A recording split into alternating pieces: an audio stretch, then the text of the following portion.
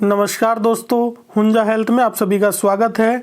आज बात करेंगे गर्भवती महिलाओं की और गर्भावस्था के दौरान, प्रेगनेंसी के दौरान गर्भ में पल रहा शिशु लड़का है या लड़की, ये जानने की जिज्ञासा अक्सर रहती है। और हालांकि लड़के लड़कियों में कोई अंतर नहीं होता और ये आज का जो शिक्षित समाज है ये इस बात को समझता है, लेकिन ये जिज्ञासा पहले से ही रहती है कि लड़का है या लड़की है, जानने की ऐसी जिज्ञासा रहती है। और पहले दादी नानी के नुस्खे बड़े प्रचलित थे, जिनके द्वारा ये आइडिया लगाते थे कि गर्भ में पल रहा जो शिशु है वो लड़का है या लड़की है। तो आज भी वो उन नुस्खों का प्रयोग किया जाता है। आज भी बहुत से लोगों में मान्यता है उनकी, क्योंकि पहले तो ज़्यादा और कोई ऐसी कोई साइंटिफिक चीज़ें नहीं थी। ऐसे आइडिया के आधार पे ही और अनुभव के आधार पे ही जो बुजुर्ग महिलाएं होती थी, दादी नानी के जो नुस्खे होते थे, उन्हीं से आइडिया लगाते थे। तो उसी प्रकार के एक नुस्खे की बात करेंगे कि हालांकि अगर उसको देखा जाए तो कुछ हद तक वो साइंटिफिक भी है। तो उसी की बात करेंगे कि गर्भवती महिलाओं के गर्भ में पल रहा शिशु लड़का है तो उसके क्या सिम्टम होते हैं। तो दादी नानी के नुस्खों में ऐसा माना जाता है, हालांकि ये नुस्खे 100% सही नहीं होते हैं और आइडिया लगाया जाता है कि शायद ऐसा होगा, ऐसे सिम्टम दिखाई दे रहे हैं तो ऐसा होगा।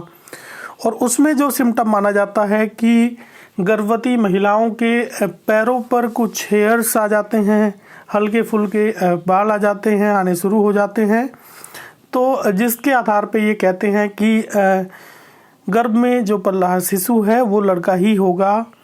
तो ये आइडिया हालांकि देखा जाए तो कुछ साइंटिफिक भी है, क्योंकि जो क्रोमोसोम है, क्रोमोसोम के आधार पर ही ये निर्धारित होता है कि जो शिशु है वो बॉय है या गर्ल है। और यदि क्रोमोसोम XX होंगे तो लड़की होगी, और यदि XY होगा तो लड़का होगा। और यदि XY होगा, यदि लड़का होगा, तो जो लड़के के हार्मोन्स हैं, जो पुरुष के हार्मोन्स हैं, वो कुछ इंक्रीज होते हैं, बढ़ जाते हैं। और उसके कारण जो है पैरों पर हल्के फुल्के बाल आने शुरू हो जाते हैं, जिसके आधार पर ये बोलते हैं कि लड़का ही होगा, 100% लड़का ही होगा। हालांकि ये श्योर नहीं है, प्रमाणिक नहीं है, लेकिन इस प्रकार के सिम्टम के आधार पर ही जो दादी नानी के नुस्खे चलते थे, उनके आधार पर ही ये माना जाता था कि अगर ऐसा होता है तो लड़का ही होगा। तो ये इस प्रकार के दादी नानी के नुस्खे बड़े प्रचलित थे। तो आप भी ये चेक कर सकते हैं, देख सकते हैं।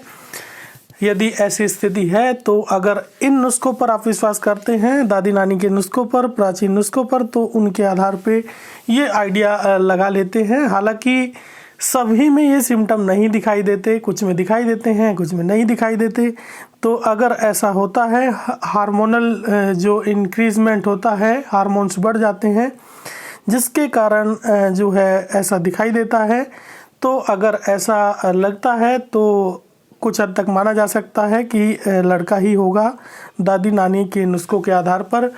तो बस यही जानकारी थी। ये वीडियो आपको कैसा लगा? अगर अच्छा लगा तो लाइक ज़रूर करिएगा और हुंजा हेल्थ चैनल को सब्सक्राइब करें, बेल आइकन को प्रेस करें, जिससे कि लेटेस्ट वीडियो के नोटिफिकेशन मिलते रहे।